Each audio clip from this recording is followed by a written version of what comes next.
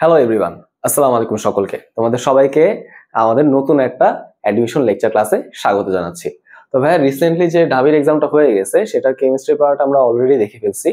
আজকে হচ্ছে আমরা এটার বায়োলজি পার্টটা দেখার চেষ্টা করব। ওকে, সো ভাই বায়োলজি থেকে যে 15টা এমসিকিউ এবং 4টা রিটেন প্রশ্ন আসছে সেটা খুবই টিপিক্যাল প্রশ্ন আসছে, খুব কঠিন কিছু কিন্তু আসে নাই। ওকে, সহজ জিনিস আসছে, ঠিক আছে। আচ্ছা, চলো আমরা স্টার্ট করতে পারি। প্রথমে কি বলছে দেখো, হেপাটাইটিস নির্ণয়ের জন্য নিচে কোন পরীক্ষাটি ব্যবহার করা হয়। সো আমাদের বইয়ে যে বোটানি চ্যাপ্টার 4টা আছে সেখানে কিন্তু হেপাটাইটিস নিয়ে একটা আলাদা পড়াশোনা আছে। খুব একটা গুরুত্ব দিয়ে আমরা পড়তাম না, খুব একটা লাগতো না। দেখার চেষ্টা করি সেখান থেকে আমাদের কি কি পড়তে হবে। সো দেখো হেপাটাইটিস এটা কিন্তু 5 ধরনের হয়, বাট আমাদের জন্য ইম্পর্টেন্ট কোনটা কোনটা, হেপাটাইটিস বি এবং হেপাটাইটিস সি। ওকে, এই দুটাকে আইডেন্টিফাই করার জন্য আমরা দুইটা পরীক্ষা করে থাকি। দুইটা পরীক্ষা করে থাকি। একটা হচ্ছে সেরাম বিলিরুবিন টেস্ট,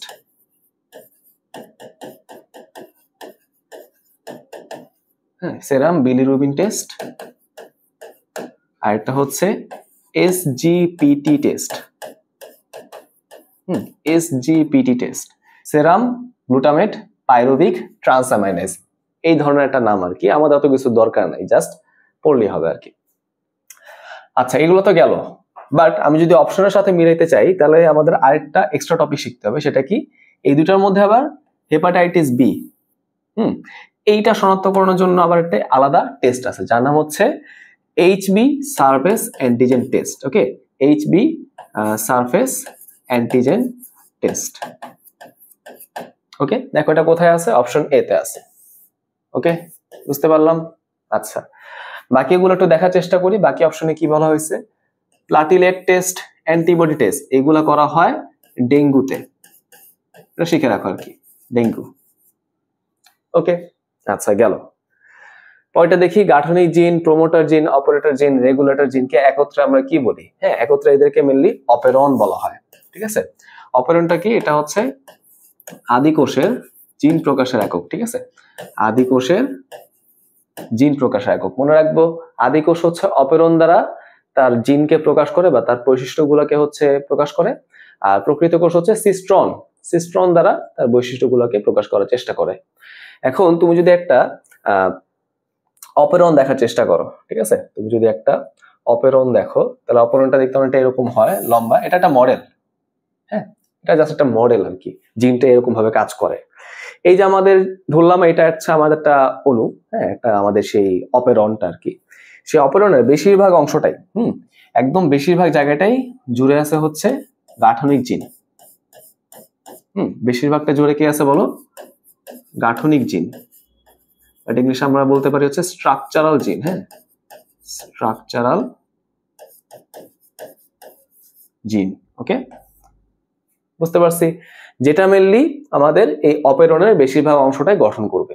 ঠিক আছে, এরাই হচ্ছে আলটিমেটলি বিভিন্ন রকম প্রোটিন তৈরি করে, তার মানে বিভিন্ন রকম বৈশিষ্ট্য প্রকাশ করে। ঠিক আছে, আচ্ছা, তো এই গাঠনিক জিনকে কন্ট্রোল করার জন্য, নিয়ন্ত্রণ করার জন্য কি থাকে, একটা অংশ থাকে, এই ধরো সেই অংশটা, এটাকে আমরা কি বলতেছি বলতো, চালক জিন। চালক জিন। ঠিক আছে, এটা ইংলিশে বলতে পারি আমরা অপারেটর জিন। ইংলিশে আমরা কি বলতে পারি বলো, অপারেটর জিন। অপারেটর জিনের কাজ কি জানো, সে হচ্ছে মেনলি গাঠনিক জিনকে বৈশিষ্ট্য প্রকাশকে নিয়ন্ত্রণ করবে। ওকে, আচ্ছা, এরপর একটা পার্ট আছে, যে পার্টটাকে আমরা বলি হচ্ছে এই অংশটা। এই যে অংশটা তুমি দেখতে পারতেছো রাফলি আর কি। ঠিক আছে, এটাকে মেনলি বলা হয় উদ্দীপক জিন। এটাকে কি বলবো বলো, উদ্দীপক জিন।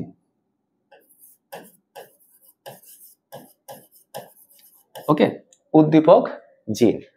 আচ্ছা, বা তুমি বলতে পারো এটাকে প্রমোটার জিন। ঠিক আছে, কারণ কি, কারণ সে হচ্ছে একটা বিশেষ অণুকে তার সাথে যুক্ত হইতে প্রমোট করবে। কোন অণুটাকে প্রমোট করতে পারে বলতো, এখানে সে হচ্ছে আরএনএ পলিমারেজ। আরএনএ পলিমারেজকে যুক্ত হইতে সে প্রমোট করবে, আরএনএ পলিমারেজ। জাস্ট এগুলো শিখে রাখো, সামনে কিন্তু লাগতে পারে। আচ্ছা, বাকি যে পার্টটা থাকলো, এই যে পার্টটা এখানে যে আমি দেখতে পারতেছি, এই পার্টটা হচ্ছে আমাদের নিয়ন্ত্রক জিন। হ্যাঁ, এটা কি বলো? নিয়ন্ত্রক জিন। ওকে, বুঝতে পারছি তো? আচ্ছা, এটাকে আমরা বলতে পারি রেগুলেটরি জিন। রেগুলেটরি জিন, যেটা হচ্ছে আমাদের কি করবে? চালক জিনের কাজটাকে কন্ট্রোল করে। তাহলে দেখো, চালক জিন হচ্ছে গাঠনিক জিনকে কন্ট্রোল করে, আর নিয়ন্ত্রক জিন হচ্ছে চালক জিনকে কন্ট্রোল করে। এরা সবাই মিলে তৈরি করলো কি? অপেরন। এটা হচ্ছে আদি কোষের জিন প্রকাশের একক। গেল, চলো আগাই। আচ্ছা দেখি পরে কি বলছে, দেখো এই প্রশ্নটা খুবই কন্ট্রোভার্সিয়াল, এক এক জায়গায় এক এক রকম তোমরা সব দেখতে পারছো। দেখার চেষ্টা করি। বর্ণান্ধ পুরুষ এবং স্বাভাবিক মহিলার মধ্যে বিয়ে হলে তাদের সন্তান কি হবে? মানে হচ্ছে এখানে লাল সবুজ বর্ণান্ধতার বিষয়টা বলছে। আমরা অনেকে হয়তো জানি যে লাল সবুজ বর্ণান্ধ হচ্ছে একটা হোমোজাইগাস রিসেসিভ ক্যারেক্টার। হ্যাঁ, এটা কি বলতো আমাদের বলতে পারো হচ্ছে হোমোজাইগাস প্রচ্ছন্ন বৈশিষ্ট্য।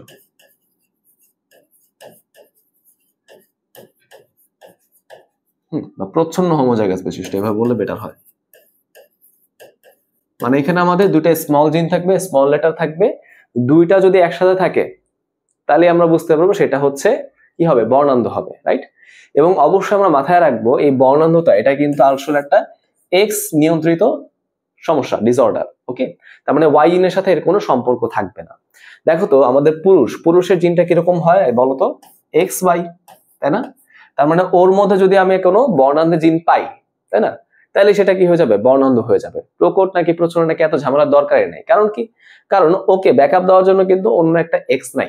তার মানে এই এক্স যদি আমাদের বর্ণান্ধ জিনটা হয় তাহলে এই পুরুষটা বর্ণান্ধ হবে। বলছে কি হ্যাঁ পুরুষটা আমাদের বর্ণান্ধ, তার মানে এখানে এক্স এর সাথে আমরা কি দিলাম? স্মল সি দিলাম, মানে একটা লেটার দিলাম, বর্ণান্ধতা বহনকারী জিন দিলাম। আচ্ছা, এখন কি বলছে? মহিলাটা হচ্ছে স্বাভাবিক, তার মানে মহিলার যে ক্রোমোজোমটা সেটার মধ্যে কিন্তু কোনো জিন নাই। ওকে, আমরা কিন্তু জানি যদি একটার মধ্যে সি থাকতো তাহলে কিন্তু বাহক হইতো, দুটার মধ্যে সি থাকলেই কিন্তু বর্ণান্ধ হইতো, রাইট? তো তার মানে মহিলাদের কাছে কিন্তু একটা অ্যাডভান্টেজ থাকে ডাবল এক্স হওয়ার জন্য। এখন তুমি যদি এখানে চেকার বোর্ডটা করো তাহলে দেখো কিরকম কি হয়। দেখো এই এক্স এর সাথে এই এক্স, তাহলে কি হবে বলতো? এক্স সি এক্স, তাই না? আচ্ছা, পরে আমি ডিসিশনটা বলতেছি। এটার সাথে কি হবে? X C X. তারপর দেখো এখানে কি হয়? X Y. তারপর দেখো এখানে কি হয়? X Y. ওকে, তাহলে একটু খেয়াল করে দেখো তো, এগুলো হচ্ছে আমাদের মেল, তাই না? এগুলো মেল। মেলে দেখো এক্সট্রা নরমাল কোনো সি নাই, তার মানে পুরুষরা কি হবে বলতো? এখানে পুরুষরা এখানে হবে হচ্ছে স্বাভাবিক।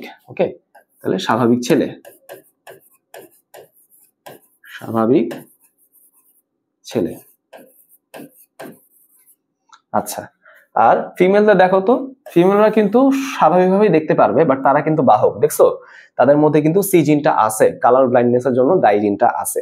তার মানে তাদেরকে আমরা বলতে পারি হচ্ছে বাহক মেয়ে। ওকে, বাহক মেয়ে।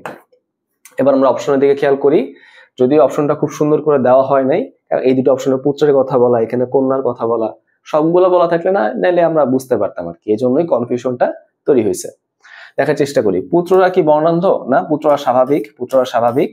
পুত্র এবং কন্যা উভয় হচ্ছে স্বাভাবিক দৃষ্টি সম্পন্ন। দেখো ছেলেরা তো অবশ্যই স্বাভাবিক, বাট মেয়েরা কিন্তু বাহক। তুমি এখন আর্গুমেন্টে আসতেই পারো ভাই বাহকরা তো নিজেরা স্বাভাবিকভাবে দেখে, তাহলে এখানে তো দুজনই স্বাভাবিক হওয়া উচিত। আচ্ছা ঠিক আছে, আমি বুঝতে পারলাম তোমার যুক্তি মতো সি সঠিক উত্তর।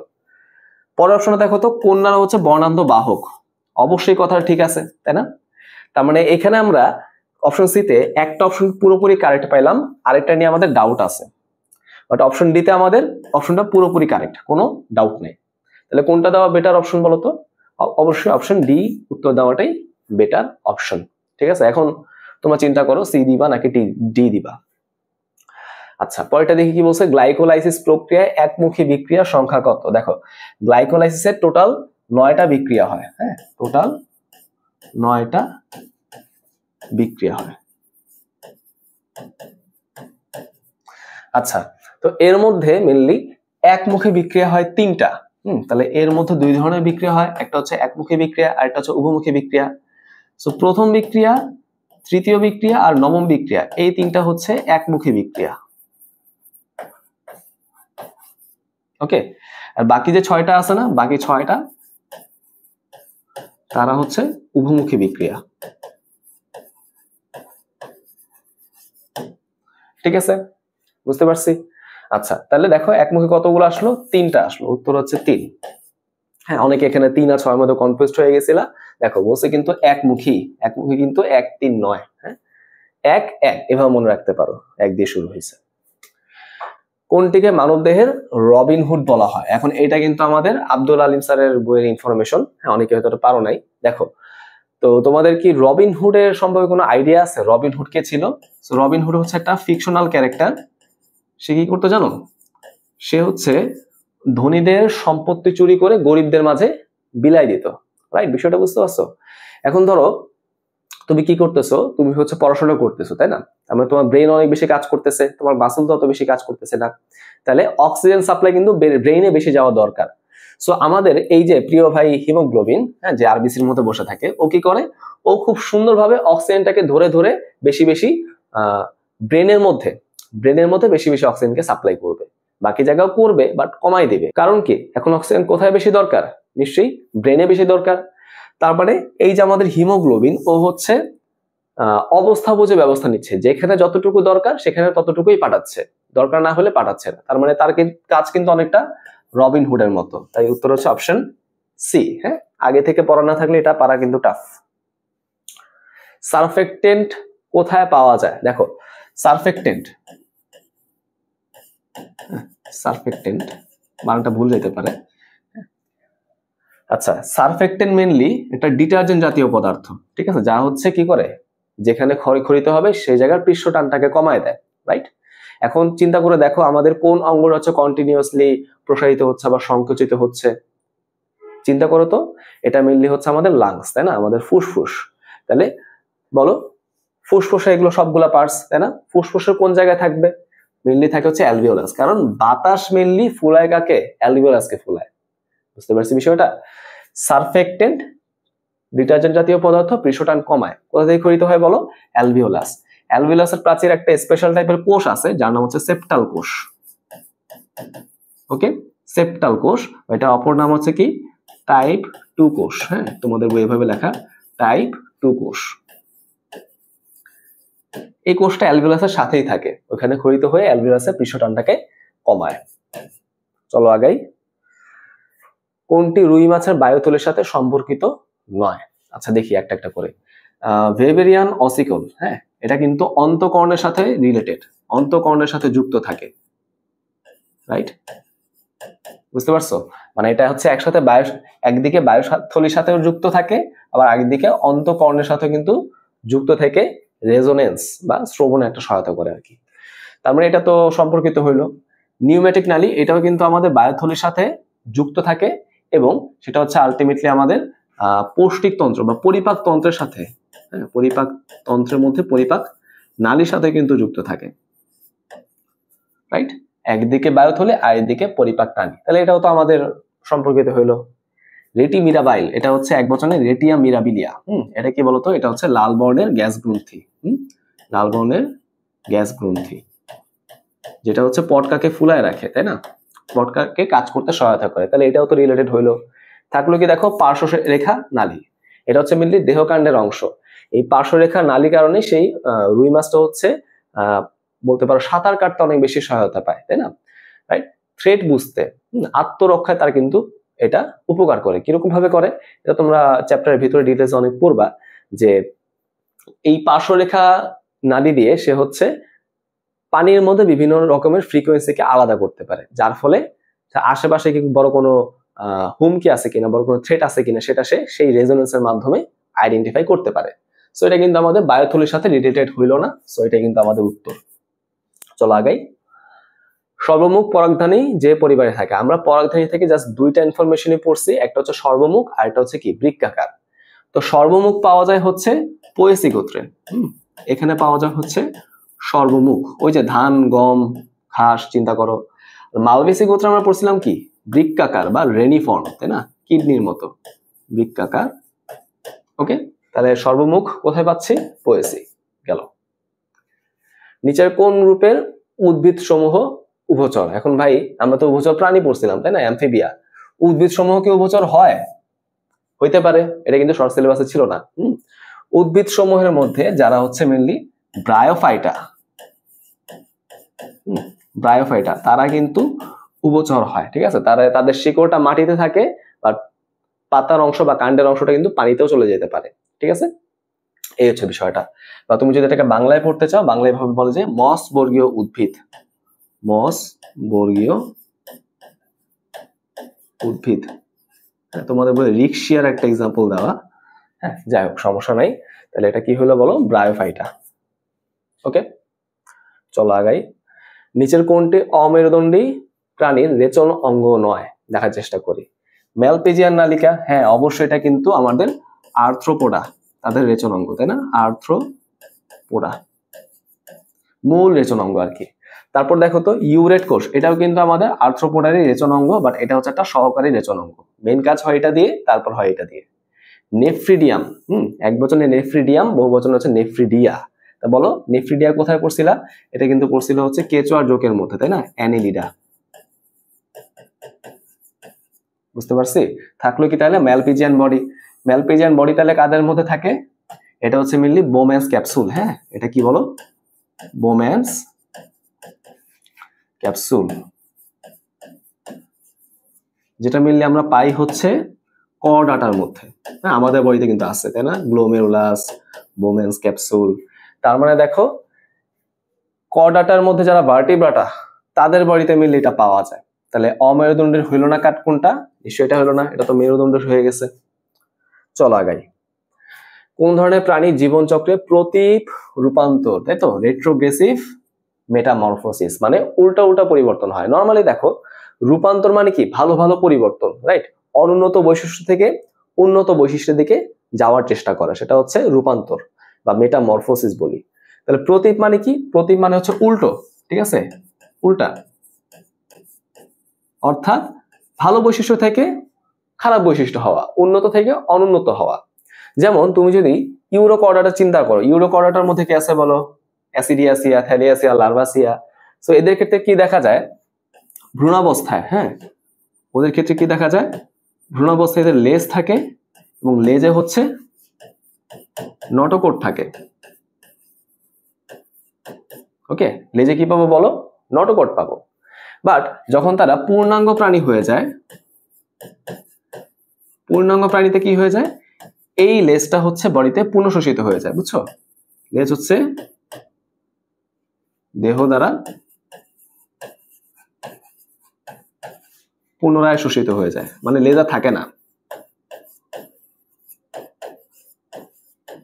লেজের সাথে সাথে নটোকর্ডটাও চলে গেল, তাহলে নটোকর্ডটা থাকলো না। তাহলে নটোকর্ড না থাকা হচ্ছে অনুন্নত বৈশিষ্ট্য, থাকাটা হচ্ছে উন্নত বৈশিষ্ট্য। তাহলে আলটিমেটলি আমি কি দেখতে পারলাম? ওর বডিতে উন্নত থেকে অনুন্নত বৈশিষ্ট্য হয়ে গেছে, তাই না? এটাই হচ্ছে প্রতীপ রূপান্তর। তার উত্তর কি হবে? Option A. ওকে, বাকি কারোর মধ্যে কিন্তু পাওয়া যাচ্ছে না। আচ্ছা চলো, বাকি সবার মধ্যে কিন্তু নটোকর্ড থাকে, আর লাগবে না।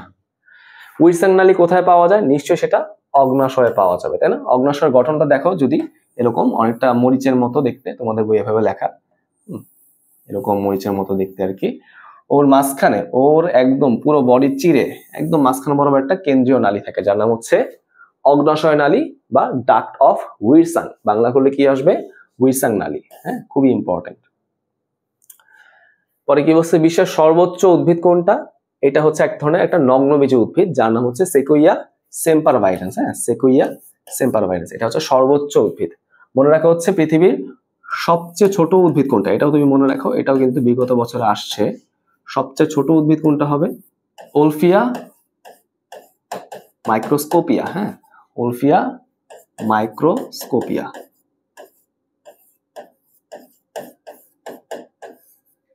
ঠিক আছে, এটা কিন্তু পুরো পৃথিবীতে সবচেয়ে ছোট একটা উদ্ভিদ। এটার লেন্থ শুধুমাত্র হয় 0.1 মিলিমিটার। হ্যাঁ, 0.1 মিলিমিটার। বাংলাদেশের সবচেয়ে ছোট কোনটা? ওলফিয়া আরাইজা, এটা থেকে সামান্য বড় হয় আর কি। যাক, ওটা কোনো বিষয় না, জাস্ট আমরা শিখে রাখলাম আর কি। ঠিক আছে, গেল। চলো আমরা আগাই। ভুট্টাকে খরা প্রতিরোধী উদ্ভিদ হিসেবে তৈরি করতে কোন জিনটি ব্যবহার করা হয়? এটা কিন্তু বইয়ের একদম খুব ভিতর থেকে প্রশ্ন করা হয়েছে, সাধারণত এইসব আমরা পড়াই না, বাট দিয়ে দিছে। আচ্ছা, এটা কোথায় আছে? আমাদের রিকম্বিনেন্ট ডিএনএ টেকনোলজি যে ব্যবহার পার্টটা আছে না, সেই ব্যবহার পার্টের মধ্যে একটা পড়া। সেখানে বলা হয়েছে যে আমরা যদি ব্যাসিলাস সাবটিলিস চিন্তা করি, হ্যাঁ, একটা দণ্ডাকার ব্যাকটেরিয়া আর কি, ব্যাসিলাস সাবটিলিস। এই যে ব্যাকটেরিয়া, এই ব্যাকটেরিয়া থেকে আমরা একটা জিন নেই, সেই জিনটা হচ্ছে আমাদের সিএসপি বি জিন। হ্যাঁ, সিএসপি বি জিন, রাইট। এই জিনটা আলটিমেটলি কি করে, ভুট্টা উদ্ভিদকে খরা প্রতিরোধী করে। হ্যাঁ, অনেক বেশি তাপ শক্তি সহনশীল একটা উদ্ভিদ তৈরি করে ফেলে। উত্তর হচ্ছে অপশন ডি। চলো আগাই। বাংলাদেশে কোন জিএমও ফসলটি সরকার অনুমোদন দিয়েছে? বাংলাদেশের প্রথম জিএমও ফসল যেটা সরকার অনুমোদন দিয়েছে সেটা হচ্ছে বিটি বেগুন। হ্যাঁ, বিটি বেগুন। বিটি মানে কি জানো? ব্যাসিলাস থুরিনজিয়েন্সিস। এই ব্যাকটেরিয়া থেকে মেনলি আমরা আলটিমেটলি কি করছি বলতো, বিভিন্ন জিন আরোহণ করে বেগুনের মধ্যে প্রবেশ করাইছে আর কি। যাও, সেটা হচ্ছে উত্তর। তাহলে আমাদের এমসিকিউ পার্টটা শেষ, এবার আসলে রিটেন পার্টটা। স্থায়ী টিস্যুর 5টি বৈশিষ্ট্য লিখতে বলছে। আমরা কিন্তু মোটামুটি স্থায়ী এবং ভাজু টিস্যুর পার্থক্যগুলো পড়ছি, তাই না? তো দেখো, আমরা যদি পার্থক্য থেকে পয়েন্টগুলো চিন্তা করি তাহলে কিন্তু হয়ে যাবে। প্রথম পার্থক্য কি ছিল বলো? বিভাজন ক্ষমতা। হ্যাঁ, তাহলে স্থায়ী টিস্যু কি বিভাজন হইতে পারবে না? তাহলে এটা কি হবে বলো? বিভাজনে অক্ষম। বিভাজনে অক্ষম।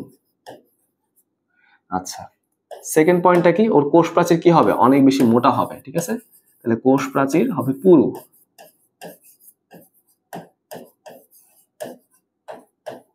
ওকে, আচ্ছা, তারপর কি দেখো, ওদের যে কোষ গহ্বর সেটা আকারে অনেক বড় হবে। কোষ গহ্বর আকারে অনেক বড় হয়।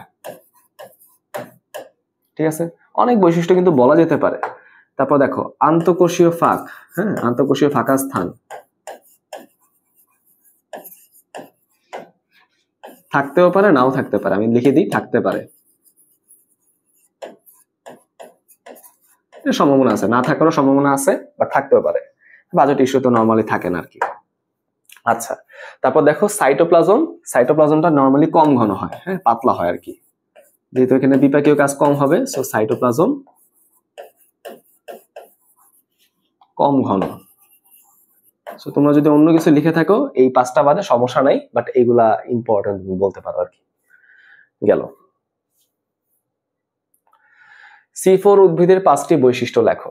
তো এখানে দেখো C3 এবং C4 এর কিন্তু আমরা মোটামুটি একটা পার্থক্য পড়ে ফেলছিলাম একাডেমিকে। তো সেখানে সেই বেসিকটাকে আমরা ইউজ করে এখানে কিন্তু কিছু পয়েন্ট লেখার চেষ্টা করব। তো প্রথম কথা হচ্ছে C4টা তীব্র আলোতে সালোক সংশ্লেষণ করতে পারে। হ্যাঁ, তীব্র আলোতে সালোক সংশ্লেষণ করতে পারে। হ্যাঁ, ফটোসিনথেসিস হয়।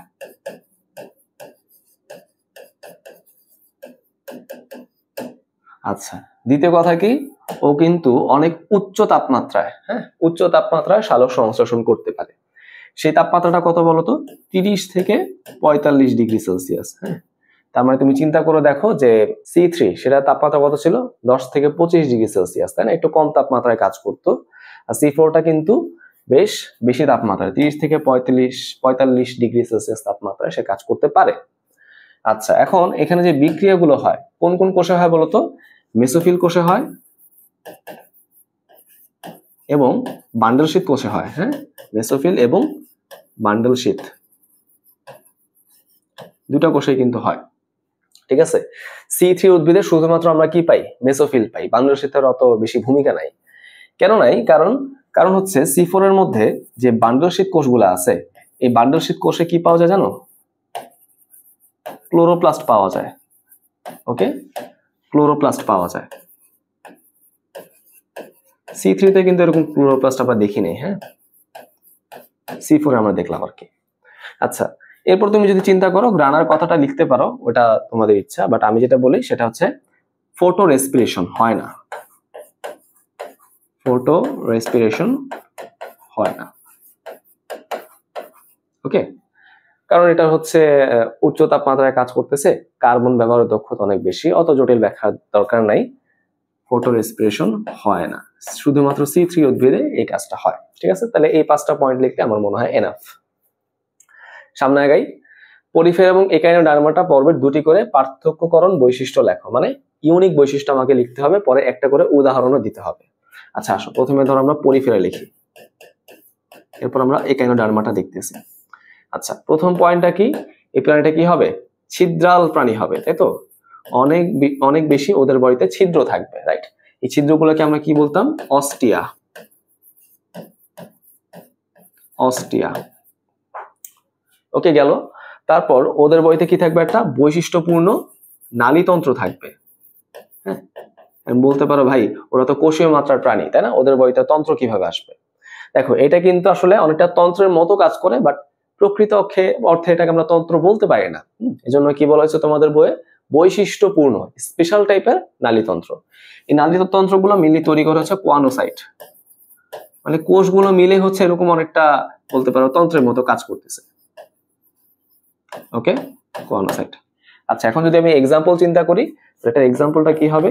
এক্সাম্পল তুমি চিন্তা করতে পারো হচ্ছে মটকা স্পঞ্জ। এর নাম হচ্ছে স্পঞ্জিলা স্কাইফা জেলাটিনোসাম। হ্যাঁ, এটা লিখি, স্কাইফা জেলাটিনোসাম। ওকে, স্কাইফা জেলাটিনোসাম, যার নাম হচ্ছে আমাদের মটকা স্পঞ্জ। তোমার অন্যটা মনে থাকলে অন্যটা লেখো, কোনো সমস্যা নেই। এবার চলে আসছে হচ্ছে একাইনোডার্মাটা।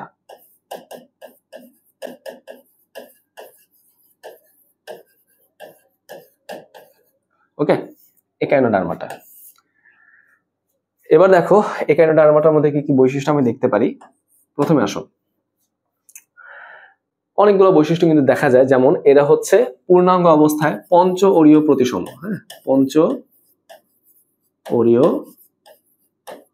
প্রতিসম, রাইট। এবং ওদের বডির যে মৌখিক তলটা আছে, সেই মৌখিক তল থেকে কি পাওয়া যায় বলতো, 5টা অ্যাম্বুলেক্রাল খাত পাওয়া যায়। ওকে, অ্যাম্বুলেক্রাল খাত পাওয়া যায়, সেখান থেকে আমরা 5 সারি বা কয়েকটা সারির হচ্ছে নালিকা পথ পাই। ঠিক আছে, তাহলে অ্যাম্বুলেক্রাল খাতটা আমি বলি, অ্যাম্বুলেক্রাল খাত, এটা পাওয়া যায়। তুমি যদি এক্সাম্পলের কথা চিন্তা করো, এক্সাম্পল অনেক কিছুই বলা যেতে পারে, আর আমি যেটা মনে রাখতাম সেটা হচ্ছে অ্যাস্টেরিয়াস রুবেন্স। হ্যাঁ, অ্যাস্টেরিয়াস রুবেন্স। ওকে, এটা মানে কি বলতো, সমুদ্র তারা, সমুদ্র তারা। ঠিক আছে, তাহলে এই হচ্ছে আমাদের পুরো বৈশিষ্ট্যটা। চলো তাহলে আমরা আগাই। লাস্ট প্রশ্ন, মানুষের খাদ্য পরিপাকে সহায়তাকারী 5টি হরমোনের প্রধান কাজ তোমাকে লিখতে হবে। 5টা হরমোন, তা আসলে লিখি। প্রথমে হচ্ছে আমাদের গ্যাস্ট্রিন। গ্যাস্ট্রিন কি করবে বলতো, গ্যাস্ট্রিক সিক্রেশন বাড়াই দিবে। হ্যাঁ, তার মানে গ্যাস্ট্রিক জুসের নিঃসরণ বাড়াই দিবে। পাচক রস, এটা নিঃসরণ বাড়ায়। এরপর হচ্ছে সিক্রেটিন। সিক্রেটিন, সিক্রেটিন কি করে বলতো, আমাদের প্যানক্রিয়াটিক জুস বা অগ্ন্যাশয় রসের ক্ষরণকে বাড়ায়। ওকে, প্যানক্রিয়াটিক জুস বা অগ্ন্যাশয় রসের ক্ষরণকে সে বৃদ্ধি করবে। ঠিক আছে, আচ্ছা এরপর হচ্ছে আমাদের সিসিকে বা কোলেসিস্টোকাইনিন। হ্যাঁ, কোলেসিস্টোকাইনিন, বানানটা ভুল যেতে পারে, একটু দেখে নিও। আচ্ছা, সো এটা কি করে জানো, এটা হচ্ছে মেইনলি পিত্তরস নিঃসরণটাকে বৃদ্ধি করে। ওকে, মানে বাইল সিক্রেশনটাকে সে বৃদ্ধি করে।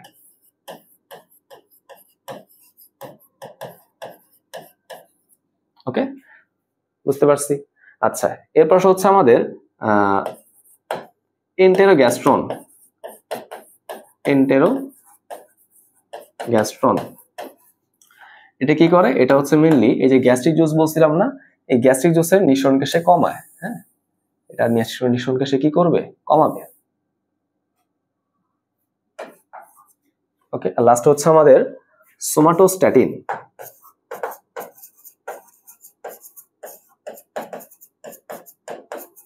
সোমাটোস্ট্যাটিন এটা কি করবে, এটা হচ্ছে গ্যাস্ট্রিক জুসের নিঃসরণও কমাবে, আবার প্যানক্রিয়াটিক জুসের নিঃসরণও কিন্তু কমাবে। ওকে, তাহলে এটা হচ্ছে দুইটা কাজই করে, সে তো একটা তো এটাই করে,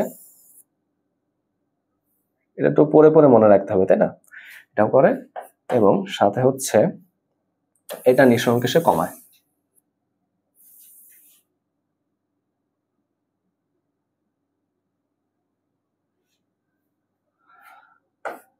ওকে, তাহলে এই হচ্ছে আমাদের 5টা হরমোনের কাজ। তাহলে আশা করি ভাইয়া তোমরা প্রশ্নের ব্যাখ্যাগুলো বুঝতে পারলা। প্রশ্নটা বেশ সহজে আসছে আমি বলতে পারি। তো এক্সপ্লেনেশন যদি কারো কোনো বুঝতে সমস্যা হয় অবশ্যই আমাকে কমেন্টে জানাও। ততদিন সবাই ভালো থাকো। ইনশাআল্লাহ আমরা সামনে আবার নতুন একটা ভার্সিটির অ্যাডমিশন কোয়েশ্চেন সলভ নিয়ে হাজির হব।